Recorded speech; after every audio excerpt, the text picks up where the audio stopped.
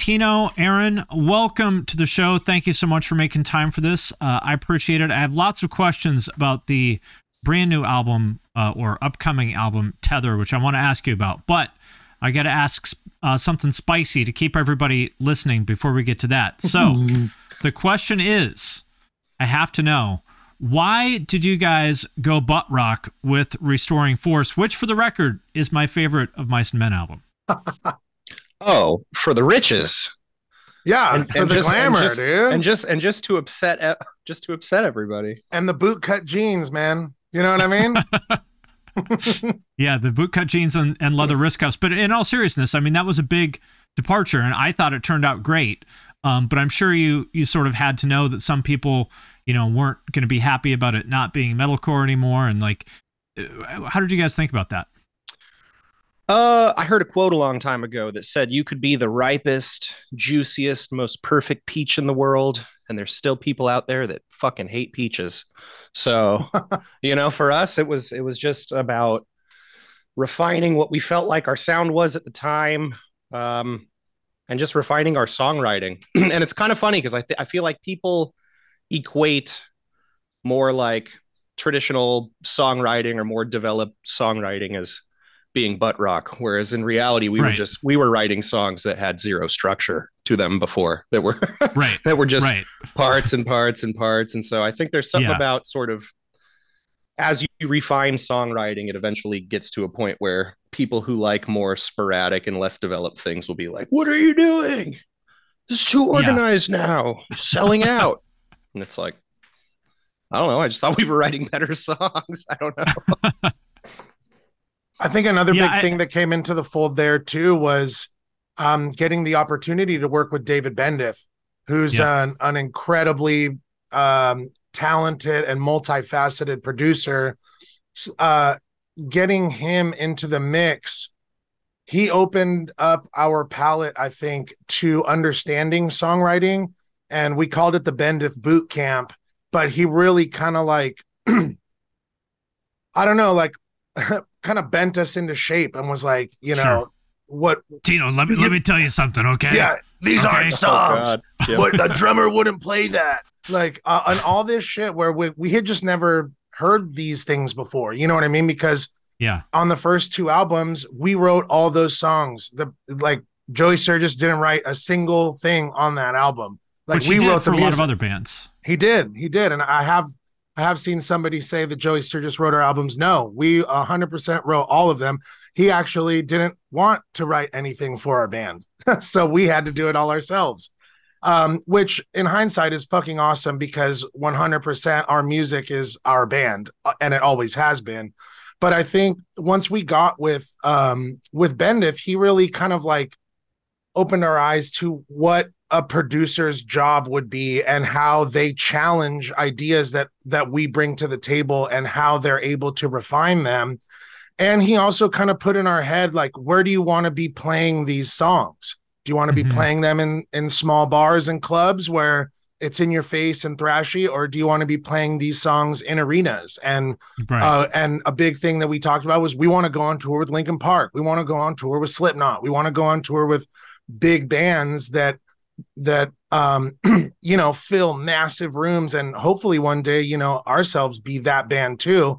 And he said the gateway to do that is you need to write better songs, and you have to think of them as songs. They can't be like a bunch of parts that you string together with a bunch of really technical stuff that nobody can latch onto. It needs to be a lot more refined. And I think our version of that was Restoring Force, because there are still really, we were still able to keep some of our really heavy stuff, like, you know, a song like You Make Me Sick, or what's the other one, Glass Hearts or something. But even those songs had become more refined, because on the other songs, which were the singles, like the Would You Still Be There, the You're Not Alone, he kind of taught us how to structure songs and how things should flow. So then we injected that into our metalcore mold, and we're able to kind of come out with something that resonated with a much larger audience than even we realized what we were doing. You know, it was all in theory. We're in a dark cave studio with no windows. Like we were completely like hermited in there creating this music that we had no idea what it was going to be like, because we knew it was a departure, but it's to us, you know, when the bands are creating it, it's them. So they feel like, okay, yeah, this is us. And we weren't as concerned what the fans were going to think, because we were excited about it. And, you know, sure enough, that album rocketed us to radio, opened up so many doors for us, and really was the game changer album for us that kind of shifted the trajectory of the band. And really quickly, I also wanted to mention my Patreon. If you like what I do on YouTube and everywhere else, joining my Patreon really helps me do this full time and worry less about videos getting demonetized by YouTube or copyright claimed by labels. Patrons get all my podcasts and main channel videos early. There are members only channels in my Discord that I'm super active in. I also do giveaways. For example, I've been giving away a lot of Emo's Not Dead merch. And you can also have me review your music, artwork, or anything else. All you need to do is join my Patreon at the $10 level, and then every month I do a call for submissions. If you want me to review something, just drop it in the comments of that post, and then I will review it live on Twitch. So if any of that sounds cool to you, hit the link in the description of this video, and I appreciate your support. It's interesting you talk about like the structure thing, because I remember when I first started hearing that MySpace metalcore stuff, you know, like the Joey era, like 2008, 2009 and stuff, I was like, this makes absolutely no sense to me. Like the Woe Is Me album, there's not a chorus on that entire album. And I'm not putting it down or saying it's bad. It's just like, I feel like I'm having a stroke because none of this stuff makes any sense. Totally. We used to call the choruses, like the part with the clean singing, that was the chorus. Which makes no sense to songwriting but it's not whatsoever. A chorus. It's absolutely not a chorus, but it's just the clean singing part. But we used to think of it that way, like, okay, well then this is the chorus because that's the part that's where the clean singing is, and so that makes sense. And you know, that's scientific. Checks out.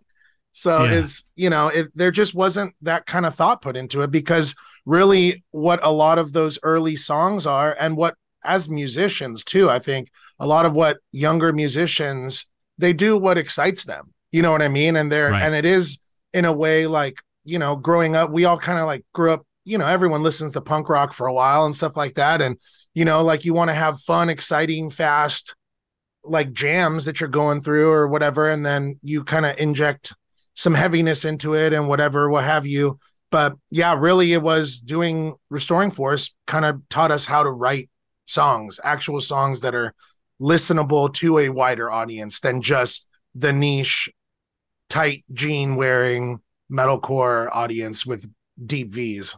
And I think that audience, like, they were so young that, like, I think so much of it was just like, it was a cool vibe and a cool sound. And there were a lot of like big personalities who looked cool. And so they weren't necessarily listening for songs, if that makes sense. It's just like, I like this whole thing, like what this thing is, even if the songs aren't necessarily there. Does that make sense? Oh, definitely. Absolutely. AP, you said something the other day when we were at the airport about like, it was like a moment to go to these shows because everyone was going to the shows, and you didn't even have to be a fan of the band, but you knew that everyone that like you saw on the internet or whatever was going to be at the concert for whatever band, because it was like a really underground moment. AP, you could expand on that a little bit. Yeah, but I think there's something that happens in our scene, and it usually happens to like one or two bands at a time, but bands become like almost like culturally and societally relevant in terms of the scene in so much as to say like, oh, well, this is the show. If you're part of the scene, you're going to be at the show because this is what everybody who's in the scene is going to be talking about. And if you don't go to the show, well, then you're not really in the scene, you know? And our band felt that, you know, years ago. I think bands like Bad Omens are having moments like that now. Yep. And then you have bands sort of like Sleep Token that are starting to sort of develop that moment too. Although that's kind of more, I guess, in the radio rock world. But yeah, there's this weird tipping point where it's like you're if you become too culturally significant, then you sort of open yourself up to people being angry at you because you've changed the whole package by changing the music, even though the rest Yeah. of it's the same, like you said, Well, speaking of the upcoming album, I've only heard the two songs that are out, but to me, it does kind of feel like you've sort of come full circle as a band, and it sounds to me like if you took every era of the band and combined it into one thing, but in a way that feels really natural. That's what it sounds like to me so far. What do you guys think about that, and what should we expect from it? I think that's a very, very accurate assessment given what we've dropped. I think there's some material that's maybe touching on things we haven't done, but I think largely what we wanted to do was sort of agreeing with you, just sort of take our sound or what we feel like our best qualities and distill that into our eighth album. I think there's a lot of 8 albums. Yeah, That's 8 wild. albums. It's pretty wild, especially when you have to choose a 40-minute set. Yeah. Like, all right, one song from each record. Um, but no, I think it sort of presents itself with a unique challenge of how do we offer the audience something new, but with familiar flavors, and with a familiar history. So when you listen to it, it still has a very sort of nostalgic feeling to it, I think. And I think it had that for us creating it. It reminded us sort of being back in the 2013 studio where it's like, all right, let's figure out what we're doing now, like working on Restoring Force or whatnot. So I think, I think that's a very fair assessment. And I think there's a lot of stuff that's going to excite fans that have been with us for a long time. Okay. Does that mean something super heavy? There are moments because that's always what the kids want. There are moments that get super heavy. It's for funny, the kids meaning 32-year-olds. Yeah, I mean, it's interesting, right? Because I feel like I see that a lot, but then we'll release something that's not super heavy that focuses more on like the emotional aspect of a song, and that seems to resonate way more with people that listen to it in higher numbers, but that don't necessarily take their time to tweet me about it. So it's super interesting. It's definitely, I'd say of all the records, it's probably closest to Restoring Force. That'd be my guess. Okay. If interesting. If I took myself out of it and just objectively looked at all of our other albums and said, oh, which is this most like? I think it's most like that one. Truthfully. Okay, that's interesting. What do you think, Tino?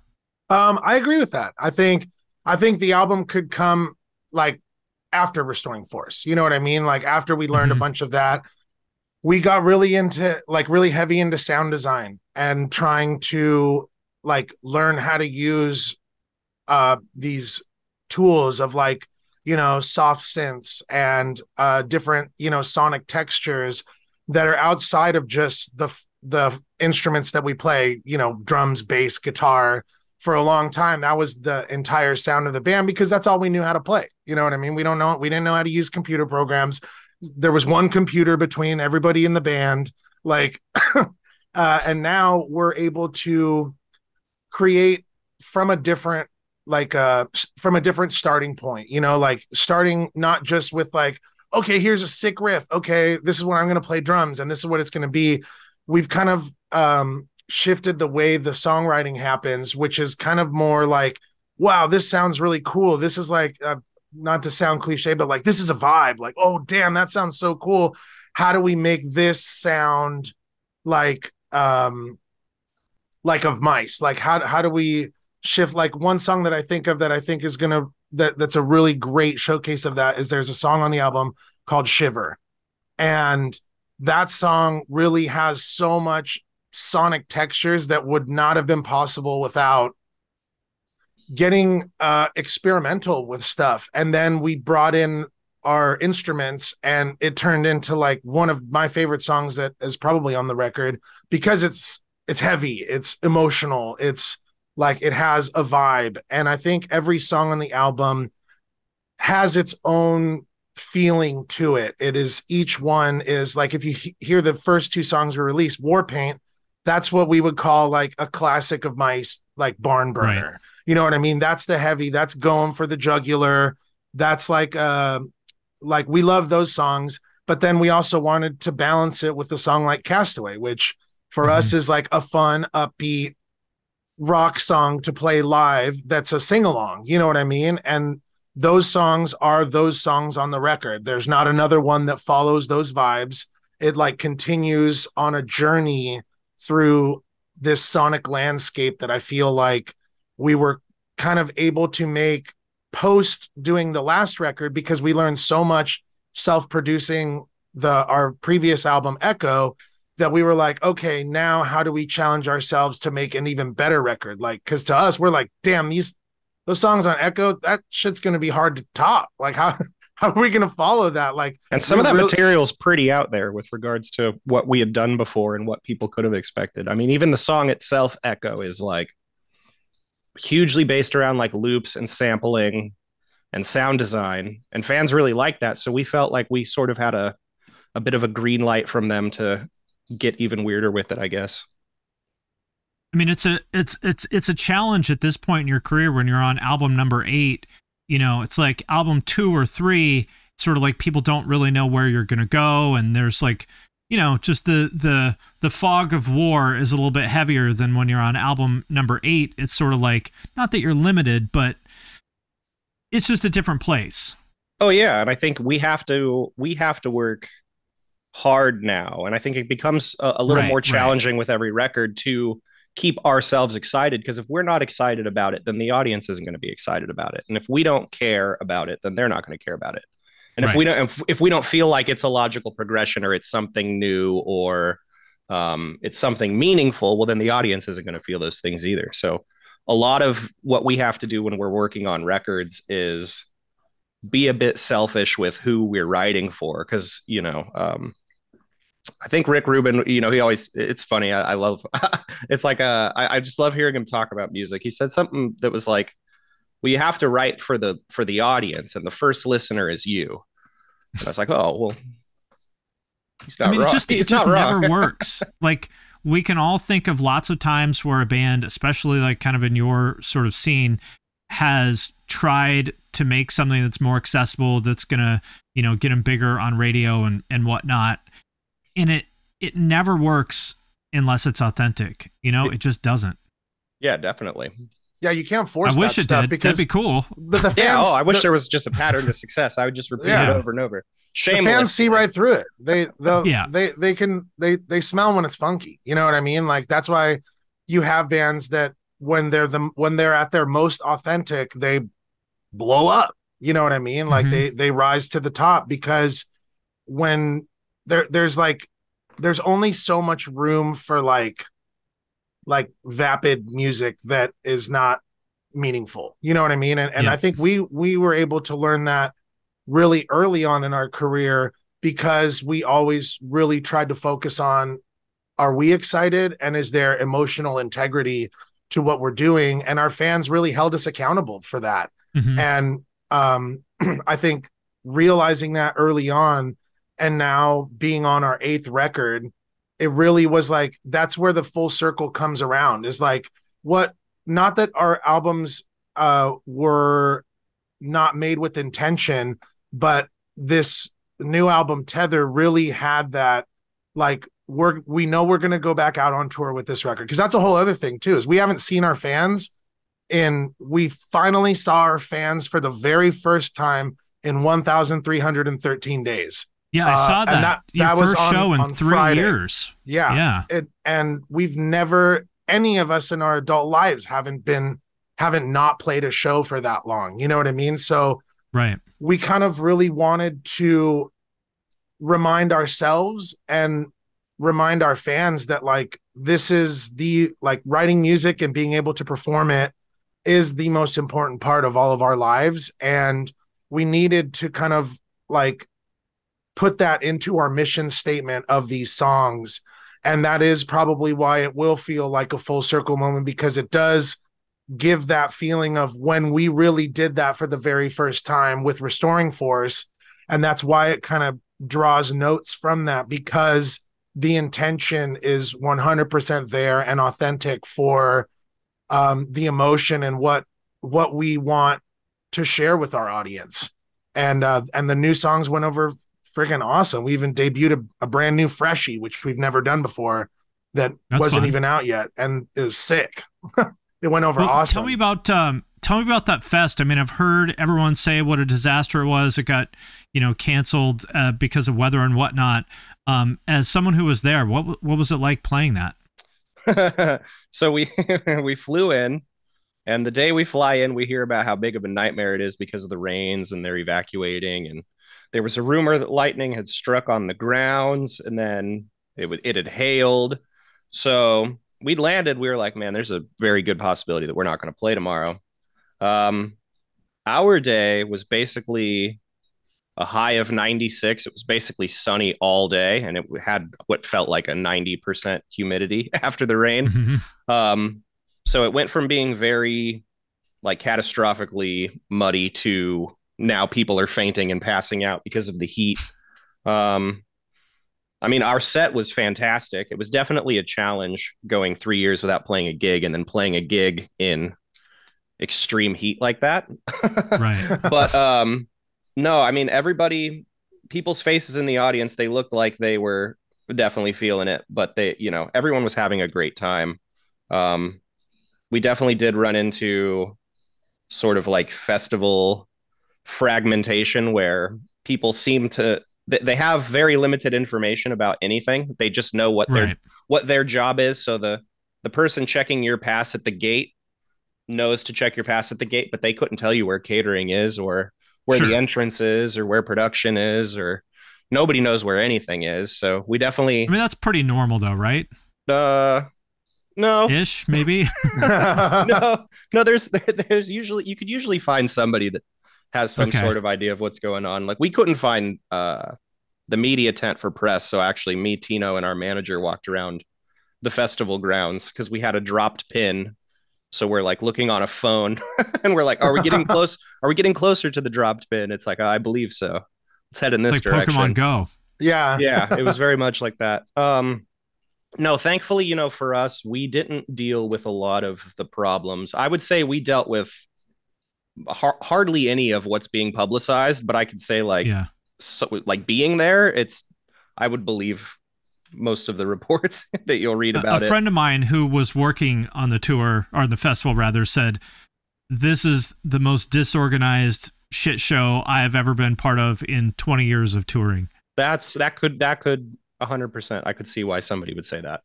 We thankfully didn't have that experience. Like I said, we found somebody early from production that was sort of like our one-to-one contact that knew what was going on. We had decent weather, and because we flew in with all of our pieces and we didn't have like vehicles or trucks or anything to unload, it was a pretty easy unpack. So thankfully we didn't have to deal with a lot of that stuff, but I know a lot of people dealt with that, and especially the fans, they dealt with worse. It was a 4-day festival that went 1.5 days because of weather, and because of whatever else happened after that. But yeah, I feel like they're the ones that have to deal with it. Right.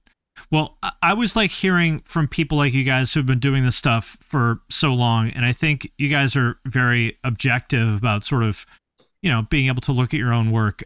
So I'm curious, what would you rank as the top, say, 4, since you're on album number 8, the top 4 of Mice and Men albums, and why? And I don't know if I don't know if you guys want to tag team this one or what. Top 4. And it might be cheating for you, Aaron, since that's so hard. There's a couple that you weren't on.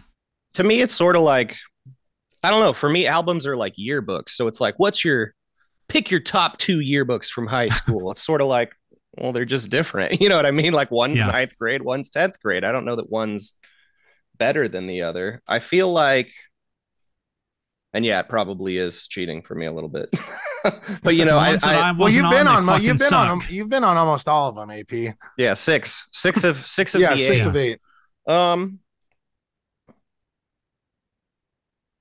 I think our last 4. I think we're getting better as we go, and I think maybe not everybody would feel that way, obviously, but I feel like the material we're making I enjoy more and more and more as we go. So I feel like this record that we're about to release is my favorite. Echo's probably my second favorite, and it probably goes backwards. Earth and Sky Defy. Um, and not that I don't feel fondly about the old material, but it's sort of like it's hard to go back and look at your work before you feel like you had more knowledge of what you're doing now, you know? So it's like Right. to me that feels everything about that feels more adolescent. It feels less developed because Hmm. it was 10 years ago. So it was what have we learned in 10 years? And for a band like us that self-produces and we do everything in-house, Tino did the artwork. It's like we learn something every go around, and it sort of feels it would feel like a shame maybe if that would have been the favorite, having gone 10 years of all the knowledge and then been like, oh, I guess what we did 10 years ago. You know what I mean? But so Yeah. but I think You never hear an artist say like, yeah, our latest album's the worst one, but it's best, you know, we tried, but it's the worst one. yeah. Which What I do think you think, that Tino? would be a refreshing take, wouldn't it? In press, Yeah, be like, man, I would we love tried it. really hard, but Yeah, if we tried really hard, I think we came up short, but we did the best we could. What do you think, That's Tino? so good. Any disagreement there? No, I mean, I agree. I think what Aaron said is right, is like they are yearbooks, and I think with every album we learn something a little bit more. And doing it really just felt like, you know, like I look back on, like, you know, Defy. We got to work with Howard Benson and Chris Lord Sure. Alge and like Mike Plotnikoff. Like the dream, that to me, that album is so criminally underappreciated that there are. It is kind of slept on. Dude. Oh my God, man. Like Is it, those though? songs there's some songs on there that I just think are like what? Like, how come this never comes up? You know what I mean? And I feel like what Aaron said, I think that is important to continue, like constant elevation, right? So we make an album and then we think, well, what are we going to do this next time to be able to top it? And I feel like that 4 album run, Defy, Earth and Sky, Echo, and now Tether, is a run of consistently topping each record.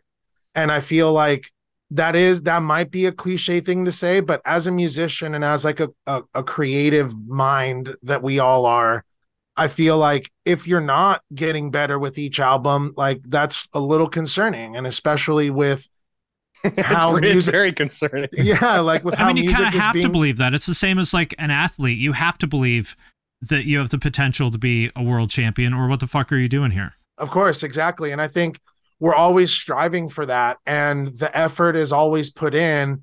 And I feel like because we know and understand each other and can speak the same musical language together, not a lot of bands have that. And I would wager to even say that there are not that many bands anymore that are a band of musicians that actually all create music together. It's become a lot more refined. There's a lot more inclusion of songwriters and other stuff, which is sick, but like, It's just a different thing. yeah, totally. It's a totally different thing. And I feel like as we continually create music together, it pushes each other to excite each other with our ideas and what we think is the next move forward. And I feel like with the upcoming album, that's a huge thing. Like that, I would wager to say we were more fans of this album. I think also probably because of the content, because Echo was very like Echo was kind of a sad album. That album dealt with a lot of loss, and we all dealt with a lot of loss during that time. And and as like weird as it sounds, like with Tether, it kind of feels like a phoenix rising from the ashes or something like that, where There's the definitely hope is way back. more of a hopeful tone. Yeah, I feel like. this is such a more hopeful record, and it's a lot. It feels that way when we were writing it. It feels that way when we were listening to it, and it really is something where we still listen to the album and we're like, damn, we did that. Like, and we can't wait to share it with our fans, because it does feel like the next step in the band's evolution and in our discography, to be able to kind of return to form and kind of come out of the darkness and come out of come into the light and really, show our true colors and what our band can really do. And to have played some of those songs at the festival for the first time in over 3 years, to be in the sunshine, to be there performing for our audience again. And, it feels like that kicked off what is seemingly in our minds, probably our most important record to date.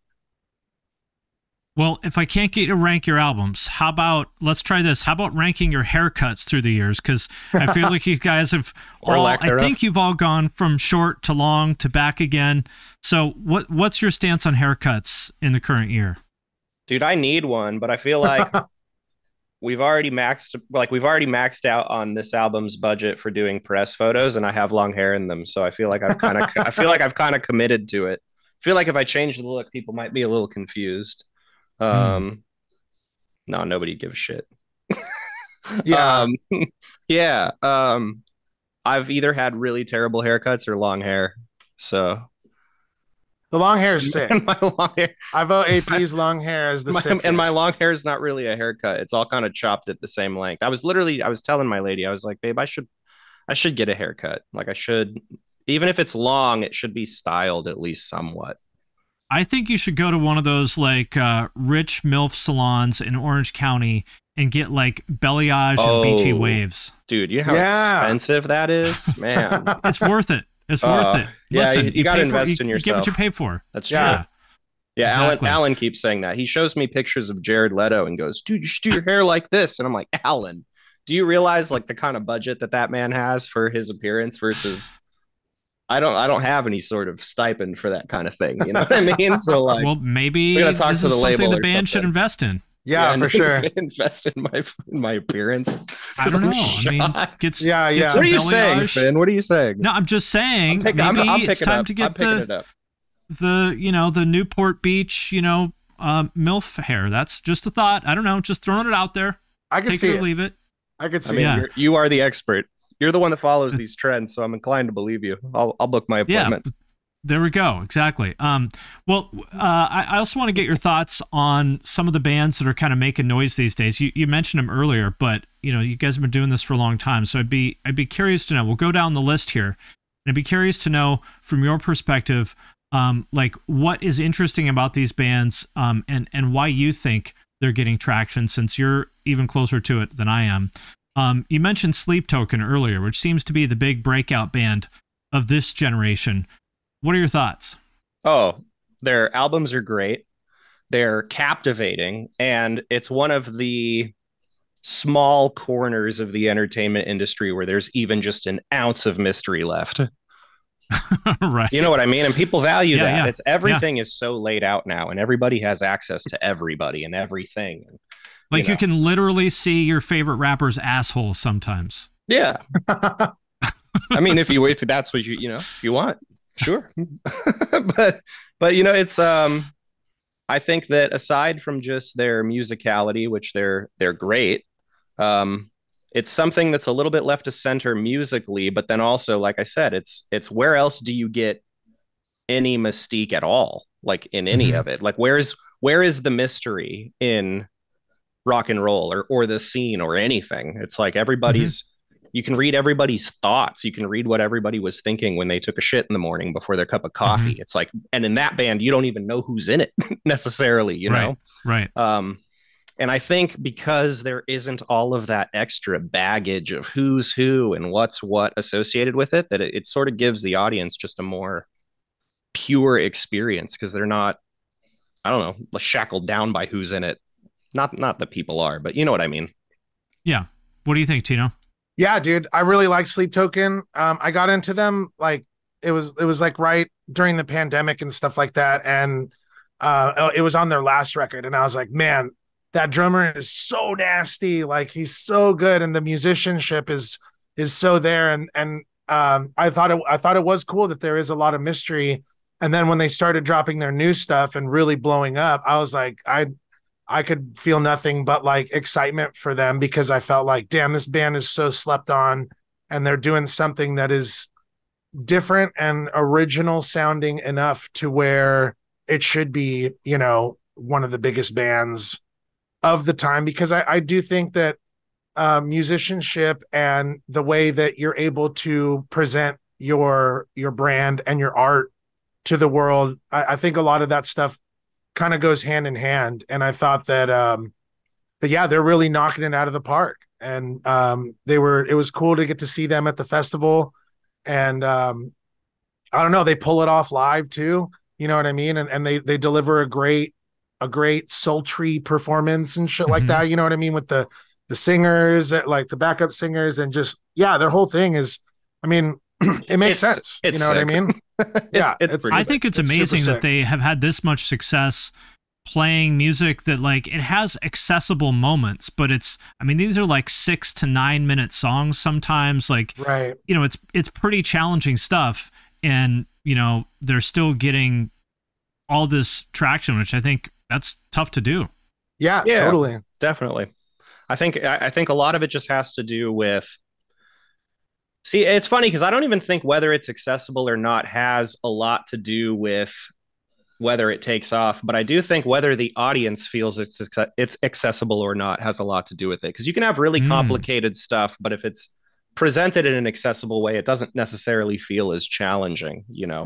It's just like, oh, we'll sit here and listen through it, and it'll take you on a journey, but it's not necessarily presented like it's a Pink Floyd song or Tool song, like, you're never going to be able to figure this one out, kid. Sure. Right, you know? Right. But right. I do think there is a huge amount of complexity to their music that a lot of people who are discovering that band maybe aren't getting in a lot of what they're listening to. And it's presented in a way to them that doesn't seem so overwhelming, I guess. Like, it's not so overtly musical and cerebral that, like, you can't tap your foot to it. You know, you can just sit there and groove along to it. And so, yeah, it's just presenting new ideas with a little bit of mystique. I think very much it's the same sort of thing that happened with Ghost. And Ghost is massive, because again, that's another, it's the music's more accessible, and you're doing something that, I mean, when Ghost came out, that was pretty left field, even though it harkens back to things like Blue Oyster Cult or whatnot. It's like, at the time, it's like, whoa, this is pretty different. And then you throw in the fact that it's like, oh, and not only that, but we're not actually going to tell you who's in it or everything about it, and you get to wonder. It's like, so much of entertainment is about feeding your eyeballs and stimulating your brain, and there's not that thought of like, oh, well, when it's over, I want to leave the listener wondering about stuff. We always try and do that with our music. Like, I lyrically especially always try and do that. Like, I try and leave enough breadcrumbs, but then when you're done, like, maybe there's a line and you're like, what the hell is that about? You know, it makes you wonder. And I think there are bands that are doing that, you know, and I think that it works, especially because we're just so overindulged and overstimulated. How about Bad Omens, another band that came up earlier? Also, I would say probably the second biggest kind of breakout band maybe of this generation. Oh, man. Yeah. Great songwriting, great performance, great dudes. They've just, like, ever since I've known them, they've just had the best attitudes. They're just love what they do, you know, and I think that connects with people. And again, I think, you know, them sort of experimenting with sound design, and if you kind of follow their discography, you can kind of see an evolution where they're sort of pushing the boundaries on what they feel like their sound is and what they feel like excites them. And, you know, that's a band that's incredibly hands-on with creating and producing and releasing their music. So I think, going back to what Tino said, it's sort of like, if you can really distill down to the creative elements being the people that are sort of driving the creative forces in the band, then you end up with something that the audience is either going to love or hate, but it's like, that's kind of what you need in order to achieve that success, you know? Yeah, I saw a sick video of Noah making the Death of Peace of Mind, or one of those songs where he went around and sampled a bunch of shit around his house and then put together a beat, and like, that song ended up being one of the songs on the album. And I love stuff like that. I think that's so cool and clever, and just utilizing modern technology to create music that will first excite the creator, but then when you share it with the audience, it takes on a whole new life. And I think they really captured something awesome with that record. They're great dudes, you know what I mean? And to see them have the level of success that they're having is awesome, dude. They fucking bring it, and we love to see it, you know what I mean? Like, Yeah. being in this subculture for such a long time, and seeing like the peaks and valleys of bands coming out and falling off and this and that, and all while us maintaining our stride, however that may be. And when we see stuff like that and it happens to good people, like, we couldn't be more excited for them, and like proud as friends and peers and stuff like that. And also, we're fans of this music, you know what I mean? Like, we listen to these bands. Like, we referenced the Death of Peace of Mind a couple times on some of the songs we were doing. We're like, oh damn, that one, that's kind of cool. Like that's got like a little bit of like the electronic vibe that kind of like, they have such a great pop sensibility. Totally. You can hear that. You can hear that in not only the vocal delivery, but like a lot of those songs probably started as a pop song and turned into what is now somewhat metalcore adjacent. Like, whatever, that could be a Kim it is. Petras song if you took out the guitars, basically. Right. And that's just kind of cool to look at from a creative standpoint. Like, oh, that's interesting. And I love when bands and musicians show their work, you know what I mean? And I think that's cool. That's kind of why I brought up that video that Noah had, that I was like, man, like, we did our last album. We wrote a lot of it on Twitch, and a lot of our fans were like, oh my God, that's how you do it. And I'm like, yeah, it's not a secret. Anybody could do it. Get a MacBook. Like, it comes preloaded with Alan still uses preloaded stock Logic samples, and I'm always like, dude, let's find a better. Yeah, but they're there. Like, dude, let's find a better one. And he's like, nah, this one's sick. And I love that somebody can find it and use it on their own too. And I'm like, yeah, fair enough. I think that's so cool. And so when you have these bands that are experimenting and then they're rising to the top, that's an exciting thing. And Aaron always says it, but a rising tide raises all ships. And if there's more if there's more people listening to metal music right now than there was 5 or 10 years ago, which for sure there is 100%. Yeah. It's becoming somewhat mainstream again, not only with the fashion culture, but also with the music and the attendance at these festivals and these shows. And when I see sold out metal shows, I get excited, because that just means that the audience is there and appreciating this special, especially from relatively new bands. Totally. Yeah. So for us, like, when we see all these bands having a moment, it's like exciting, because then we know that we're going to go rock some festivals together, and that it helps the metal culture and the subculture of the concert attendees and this visceral music, really, you know what I mean? Like, that's why we all like it so much, is because it speaks to us in ways that mainstream pop music doesn't, you know what I mean? And to get to see bands that are, refining their sound and doing that all while we feel like we're doing that as well, it's just an exciting time. It's an exciting time to be a fan of the genre, to listen to all these bands, to be inspired by these bands, and then to know that there's more listeners and the audience is growing, and the freaking Kick-Ass Metal playlist is almost at 2 million monthly listeners. That's insane. There's like almost 2 million people are listening to metal every month. Like, that's fucking gnarly. And I think it's because of bands like that are really opening up people's eyes and ears to what this genre has to offer. And it was never meant to be a secret. You know what I mean? We were inspired by the biggest bands on earth back in the day. You know what I mean? Like Limp Bizkit, Korn, Tool, Rage Against the Machine. You know what I mean? Like all those bands from back in the day, like that was not a secret. Metal and rock was the mainstream music for a point in time when we were all kind of like in that influential age of, oh, this shit's sick. You know what I mean? They're headlining Woodstock. They're headlining the biggest festivals in the world. And it feels like, you know, when bands like this start to pop off, it really feels like we could get back to something like that. And being a part of that culture is really, really cool. It's just exciting to see. Well, last one. You mentioned the idea of bands that show their work, and I think maybe the ultimate example of that is Polyphia. Totally. Oh God. Yeah. Damn, they're good. Yeah. Yeah, they're sick. Talk about a band that can just make you feel like you suck. Yeah.